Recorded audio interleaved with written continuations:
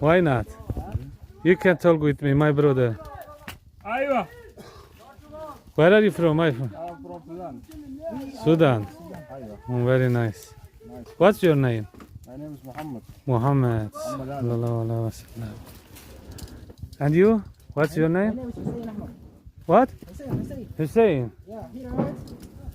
My name is Veisi. Vaisi. Veisi. Vaisi. Is V? Nice to meet you. Is V? Veisi. F or V? V. V. Like Veysel Karani.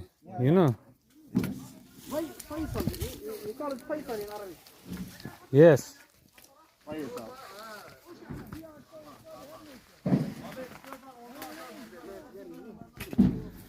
How long you are here? Like, 1 month. Really? Yes. I am from study in Bolo. In Bolo University. Really? Yes. Not Arabic? Huh? Not Arabic? No. Just Bolo. Bolo. Ah, Bolo University. yes, very nice.